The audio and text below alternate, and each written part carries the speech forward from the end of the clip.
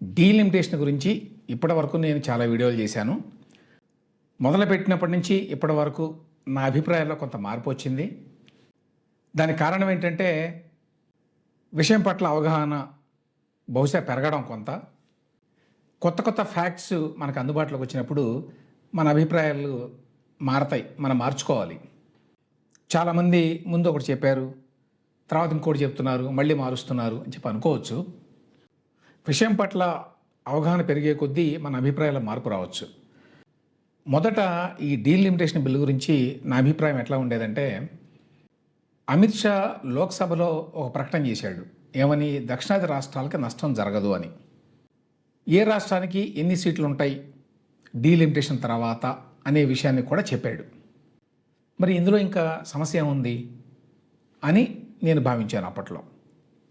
అయితే తర్వాత ప్రతిపక్షాల విమర్శలు కానివ్వండి, లేక ఇతరులు చేసిన విమర్శలు కానివ్వండి, వీటన్నిటినీ దృష్టిలో పెట్టుకున్నప్పుడు ఒక పాయింట్ హైలైట్ అయింది. ఏంటంటే, అమిత్ షా గారు చెప్పాడు, బాగానే ఉంది on the floor of the house, కానీ బిల్లులో ఆ మాట లేదు. బిల్లులో జనాభా లెక్కల ప్రకారం డీలిమిటేషన్ జరగాలి అని ఉంది. కాబట్టి బీజేపీ మాటల్ని ఎవరు నమ్ముతారు? ఒకవేళ నిజంగానే ఈసారికి జనాభా లెక్కలను పట్టించుకోకుండా ప్రపోర్షనేట్గా ఆయా రాష్ట్రాలకి లోక్సభలో సీట్లు పెంచినా, భవిష్యత్తులో మళ్ళీ ఈ రాజ్యాంగ సవరణ ఆధారంగా జనాభా ప్రాతిపదికన చేరని గ్యారంటీ ఏంటి?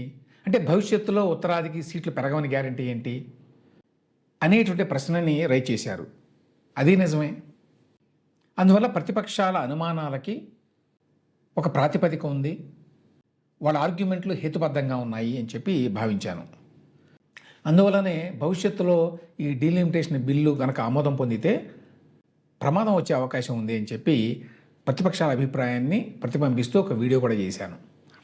అయితే ఆ తర్వాత తాజాగా డాక్టర్ జయప్రకాష్ నారాయణ గారితో ఒక ఇంటర్వ్యూ చేశాను. ఆ ఇంటర్వ్యూలో ఆయన కొన్ని కొత్త పాయింట్స్ని లేవదీశారు. చాలామంది దాన్ని గ్రహించినట్టుగా నాకు అనిపించలేదు. ఆ వీడియో కొంచెం పెద్దది కదా, అందువల్ల ఆ పాయింట్ని చాలామంది అప్రిషియేట్ చేసినట్టుగా అనిపించలేదు నాకు. దాన్ని బట్టి చూస్తే మళ్ళీ యాక్చువల్గా ప్రతిపక్షాలు ఈ బిల్లుని ఇప్పుడు ఇట్లా అపోజ్ చేయటం వల్ల, ఓడించటం వల్ల భవిష్యత్తులో ఇంకా ఎక్కువ నష్టం జరిగే అవకాశం ఉంది, దక్షిణాది రాష్ట్రాలకు ఎస్పెషల్లీ అనేటువంటి అవగాహనకు రావాల్సి వస్తుంది. ఇవాళ బీజేపీ ప్రవేశపెట్టినటువంటి ఈ డీలిమిటేషన్ బిల్లుని తిరస్కరించడం వల్ల భవిష్యత్తులో ఖచ్చితంగా దక్షిణాది రాష్ట్రాలకు నష్టం జరుగుతుంది అనేది జేపీ గారి పాయింట్. ఆ పాయింట్లకు వెళ్ళే ముందుగా ఒక 2-3 చిన్న విషయాలని ప్రస్తావిస్తాను. ఒకటి, ప్రతిపక్షాలు ఏమన్నాయంటే, మీరు మహిళా రిజర్వేషన్ బిల్లుతోటి దీన్ని అనుసంధానించారు, అట్లా కాకుండా విడిగా పెట్టండి, సీట్లు ఏమీ పెంచక్కర్లేదు, 543 సీట్లతోటే మహిళా రిజర్వేషన్ల బిల్లును ప్రవేశపెట్టండి, మేము సిద్ధంగా ఉన్నామన్నారు. ఎస్పెషల్లీ రేవంత్ రెడ్డి గారు లాంటి వాళ్ళు ఓపెన్గా స్టేట్మెంట్ కూడా ఇచ్చారు. సో 543 సీట్లతోటే మహిళా రిజర్వేషన్ల బిల్లు ప్రవేశపెట్టారు అనుకుందాం. అప్పుడు 179 సీట్లు మహిళలకు వెళ్తాయి. ఆల్రెడీ ఒక 70 మంది మహిళలు ఉన్నారు అంటే 100కు పైగా ఇప్పుడు మగవాళ్ళు ఉన్న సీట్లలో ఆడవాళ్ళు వస్తారు భవిష్యత్తులో ఇట్లా చేస్తే. నిజంగా భారతదేశంలో రాజకీయ పార్టీలు, రాజకీయ నాయకులు అందుకు సిద్ధంగా ఉన్నారా? ఒక 100 మంది ఇవాళ ఎంపీలుగా ఉన్నవాళ్ళు తమ సీట్లని మహిళల కోసం త్యాగం చేయడానికి రెడీగా ఉన్నారా ప్రాక్టికల్గా ఆలోచిస్తే? అందువల్ల సీట్లను పెంచి మహిళలకు అదనంగా ఇవ్వడం మేలా, ఉన్న 543 సీట్లలోనే మహిళలకు రిజర్వేషన్లు ఇవ్వడం మేలా అనేది ఒక పాయింట్. రెండవది, ఇంత పెంచాల్సిన అవసరం ఏంటి? 543 చాలు, దీనివల్ల అదనంగా ఒరిగేదేంటి? సంఖ్య పెరిగే కొద్దీ ఇంకా ఖర్చులు ఎక్కువ అవుతాయి అని కొంతమంది వాదన చేస్తారు. భారతదేశంలో జనాభా 140 కోట్ల మంది. 140 కోట్ల మందికి 543 సీట్ల, ఎంత తక్కువ! ఒక్కొక్కళ్ళు ఆల్మోస్ట్ 15 లక్షలు యావరేజ్న ఇవాళ రిప్రజెంట్ చేస్తున్నారు. 15 లక్షల మంది ప్రజలకి ఒక ఎంపీ నిజంగా రిప్రజెంట్ చేయగలడా? కొన్ని చోట్లయితే 20 లక్షలు, 25 లక్షలు కూడా ఉన్నాయి. ఇంగ్లాండ్ తీసుకోండి, వాళ్ళ జనాభా 7 కోట్లకు తక్కువే ఉంటుంది. వాళ్ళ పార్లమెంట్లో సీట్లు ఎన్ని? 650, 7 కోట్లకి. అట్లాంటిది 140 కోట్లున్న భారతదేశంలో ఒక 800 మంది ఎంపీలు ఉండటం అనేది ఎక్కువ కాదు. దానివల్ల అదనంగా పడేటువంటి భారం సముద్రంలో నీటి చుక్క లాంటిది. కాబట్టి అది కూడా సరైన వాదన కాదు అనేది నా అభిప్రాయం. ఇక నెక్స్ట్ మెయిన్ పాయింట్, ప్రతిపక్షాలు ఏం కోరుకుంటున్నాయి, లేకపోతే విమర్శించేవాళ్ళు ఏం కోరుకుంటున్నారు, మీరు నేను ఏం కోరుకుంటున్నాం యాక్చువల్గా డీలిమిటేషన్కి సంబంధించి దక్షిణాది రాష్ట్రాలకు అన్యాయం చేయకూడదు అనేది. బీజేపీ ప్రవేశపెట్టిన బిల్లు మీద ఉన్న అనుమానం ఏంటి, వీళ్ళు ప్రధానంగా north Indian party, north Indian స్టేట్స్లో వాళ్ళకి ఎక్కువ బలం ఉంది. సో వాళ్ళు ఎంతసేపటికి నార్త్ ఇండియాలో ఉన్న స్టేట్స్కి సీట్లు పెంచడానికే మొగ్గు చూపుతారు. దానికి తోడు డీలిమిటేషన్ అనేది జనాభా ప్రాతిపదికన జరగాలి రాజ్యాంగం ప్రకారం. అందువల్ల ఇప్పుడు ఈ బిల్లు ప్రవేశపెట్టడం ద్వారా వాళ్ళు భవిష్యత్తులో నార్త్ ఇండియాలో ఉన్న రాష్ట్రాలకి పార్లమెంట్లో సీట్ల సంఖ్యను పెంచడానికి ప్లాను వేశారు. జనాభాని తగ్గించుకున్నందుకు గాను దక్షిణాదికి ఇదొక పెనాల్టీ లాగా ఉండబోతోంది. దేశ రాజకీయాల్లో దక్షిణాది పాత్ర తగ్గిపోతుంది, వాళ్ళ వాయిస్కి విలువ లేకుండా పోతుంది. ఇవి కదా విమర్శలు. సో బేసికల్లీ దక్షిణాది రాష్ట్రాలకి డీలిమిటేషన్లో అన్యాయం జరగకూడదు అనేది మెయిన్ పాయింట్. అయితే డీలిమిటేషన్ బిల్లు మీద పార్లమెంట్లో చర్చ జరిగినప్పుడు అమిత్ షా గారు ఇంతకుముందు చెప్పాను, ఆయన తన ప్రసంగంలో చెప్పాడు ఏమని, దక్షిణాది రాష్ట్రాలకు అన్యాయం జరగదు, పర్సంటేజెస్ మెయింటైన్ చేస్తాం, ఇప్పుడు ఎంత వాటా అయితే ఉందో లోక్సభలో ప్రతి రాష్ట్రానికి అదే వాటాని మెయింటైన్ చేస్తూ ఉన్నారు. దాంతోపాటు ఆయన ఇంకొక మాట కూడా అన్నాడండి, ఇది చాలా ఇంపార్టెంట్, ఇది కూడా నేను మిస్ అయ్యాను ఆ రోజున. యాక్చువల్గా ఆయన మాట్లాడింది మొత్తం మధ్యలో ఎక్కడ మాట్లాడాడు ఈ వాక్యం, ఇది పేపర్లో కూడా రిపోర్ట్ అయింది. క్రాస్ చెక్ చేసిన తర్వాత నేను చెప్తున్నాను. ఈ విషయాన్ని జేపీ గారు పాయింట్అవుట్ చేశాడు. యాక్చువల్గా అమిత్ షా ఇట్లా అన్నాడు అనేది, ఆయన అన్నాడా లేదా అని చెప్పి మరొకసారి చూశాను. టైమ్స్ ఆఫ్ ఇండియా అన్ని పత్రికల్లో కూడా రిపోర్ట్ అయింది. అదేంటంటే ఆయన తన ప్రసంగంలో మధ్యలో ఏమన్నాడంటే, మీరేమంటున్నారు, నేను ఇప్పుడు ప్రపోర్షనేట్గా ఆయా రాష్ట్రాలకి వాళ్ళ వాటాని గ్యారంటీ ఇస్తున్నాము అన్నాం. ప్రధాని కూడా అన్నాడు ఆ మాట. అని అంటే మీరేమన్నారు, బిల్లులో ఆ మాట లేదు, బిల్లులో పెట్టకుండా మీరు ఒక మాట చెప్తే దానికి విలువే ఉంది అని. దానికి ఆయన ఏం చెప్పాడంటే, మీరు కనుక ప్రతి రాష్ట్రానికి ఇప్పుడున్నటువంటి వాటానే అది దానిని మెయింటైన్ చేయాలి అని చెప్తూ బిల్లులో నేను అమెండ్మెంట్ పెడతాను, రెడీగా ఉంది, ప్రిపేర్ చేశాం, మీరు కనుక ఓకే అంటే ఆ అమెండెడ్ బిల్లుని తీసుకొచ్చి మీ ముందు పెడతాను, మీరు దాన్ని చూసి ఓకే చేయండి, ఓకే అనుకుంటే అప్పుడు మీరు డీలిమిటేషన్ బిల్లుకి అనుకూలంగా ఓటేయచ్చు అన్నాడు. అయితే ప్రతిపక్షాలు దాన్ని పట్టించుకోలేదు. మేము డీలిమిటేషన్ బిల్లుని అపోజ్ చేస్తున్నాం, అంతే, ఇదే మా స్టాండు అని చెప్పారు. సో ఇక్కడ ఒక ప్రాబ్లం లేదా, మనం ఏదైతే కోరుకుంటున్నామో దానిని చేయడానికి ప్రభుత్వం సిద్ధంగా ఉన్నప్పుడు ప్రభుత్వం ఆలోచనలు ఏంటి, ఆ బీజేపీ ఆలోచనలు ఏంటి, ఎన్డీఏ ఆలోచనలు ఏంటి, వాళ్ళకి చాలా స్వార్థం ఉంది, వాళ్ళు నార్త్ ఇండియన్ పార్టీ, ఇట్లాంటివన్నీ మనం అనుకోవచ్చు. కానీ ప్రాక్టికల్గా చట్ట ప్రకారం ఎవరైనా ఏం చేస్తున్నారు అనేది ఇంపార్టెంట్. వాళ్ళు దానికి రెడీ అయినప్పుడు ప్రతిపక్షాలు కనుక ఒప్పుకొని ఉంటే మీరు కోరుకున్నట్టే జరిగేది కదా అనేది పాయింట్. అది జయప్రకాష్ గారు అన్నది. ఒకసారి ఆయన అన్న మాటలను వినండి.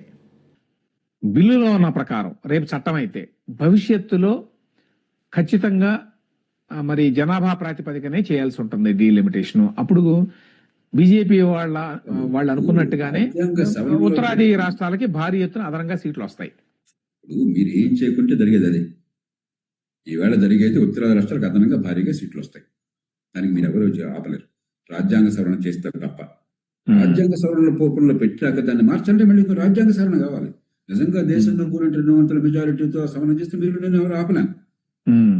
కాబట్టి ఆ వాదన వితండ వాదన. ఇప్పుడు సో ప్రతిపక్షాలు కోరుకున్నదే మరి ప్రభుత్వం చేస్తానంటే, అంటే ఆయా రాష్ట్రాలకి, అంటే ఎస్పెషల్లీ దక్షిణాది రాష్ట్రాలకి ఇప్పుడున్న వాటా ఏదైతే ఉందో దాన్ని మెయింటైన్ చేస్తూ దానికి గ్యారంటీ ఇస్తూ అమెండ్మెంట్ చేస్తాం అన్నారు బిల్లులో. దానికి ఎందుకు ఒప్పుకోలేదు అనేది $1 మిలియన్ ప్రశ్న. దానికంటే ఇంపార్టెంట్ పాయింట్ ఒకటి ఉంది ఇక్కడ. అదేంటంటే, ఓకే ఇవాళ మీరు తిరస్కరించారు ఈ బిల్లుని, బీజేపీకి దురాలోచన ఉంది ఈ విషయంలో, సో ఈ బిల్లుని తిరస్కరించాల్సిందే అని నిర్ణయించారు. ఓకే, సో దానివల్ల ఏదైతే ప్రతిపక్షాలు కోరుకున్నాయో అది జరుగుతుందా భవిష్యత్తులో? జరగదు.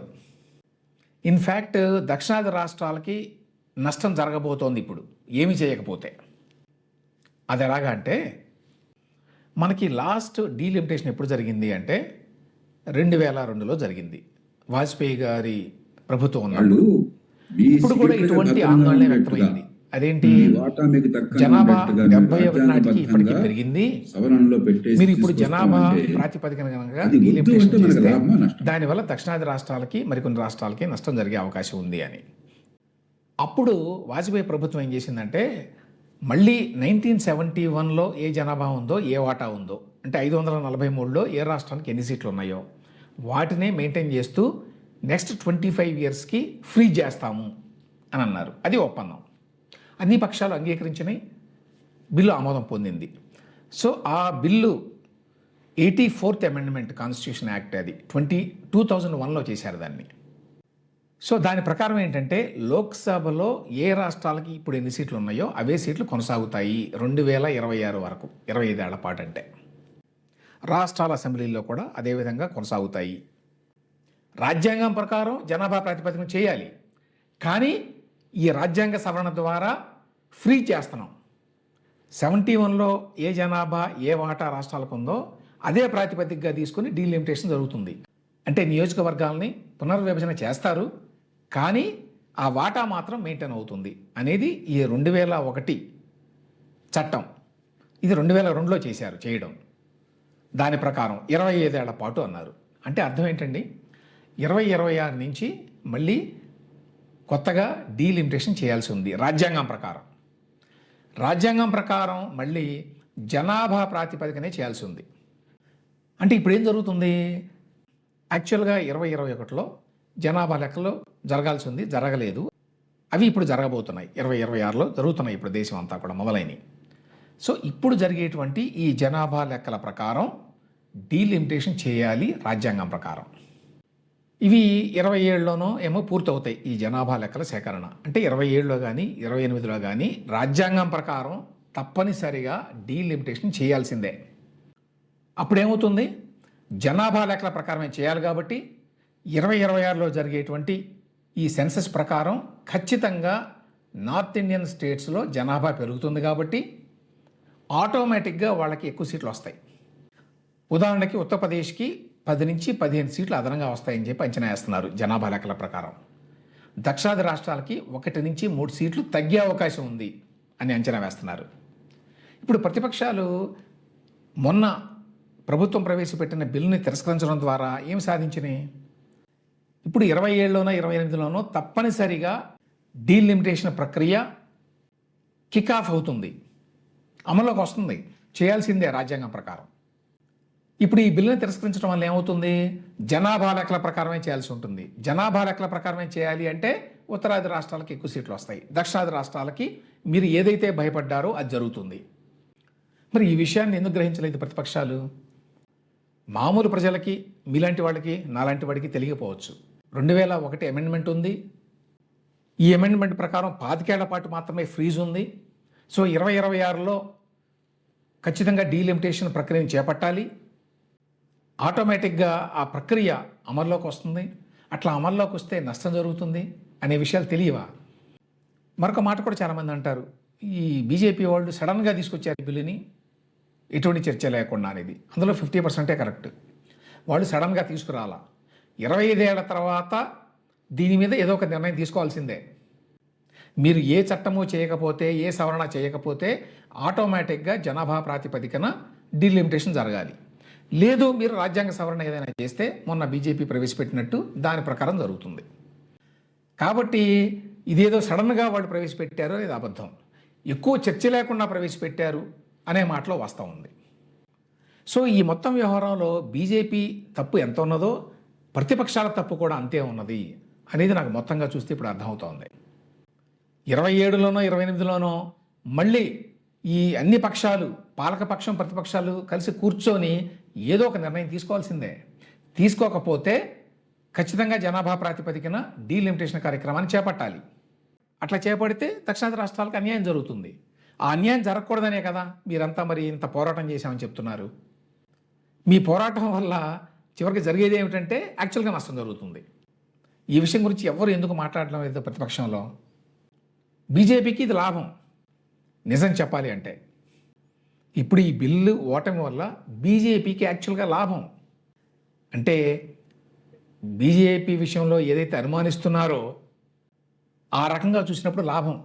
అదేంటి, బీజేపీకి ఉత్తరాది రాష్ట్రాలకి సీట్లు పెరిగితే మంచిది, అందుకనే వాడు కుట్ర పని ఇదంతా చేస్తున్నారు అని కదా విమర్శ.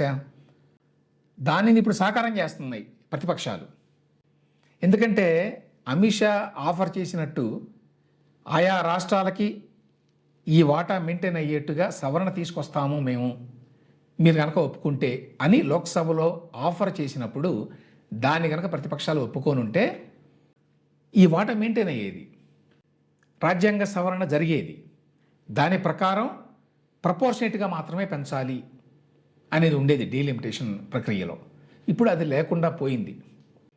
సో ఇప్పటివరకు నాకు అర్థమైనటువంటి అంశం ఇది డీలిమిటేషన్కి సంబంధించి. ఇందులో ఇంకా ఏదైనా కొత్త యాంగిల్స్ ఉంటే, ఇంకా ఏమైనా కొత్త విషయాలు వెలుగులోకి వస్తే నా అభిప్రాయాన్ని మార్చుకోవడానికి నేను సిద్ధం.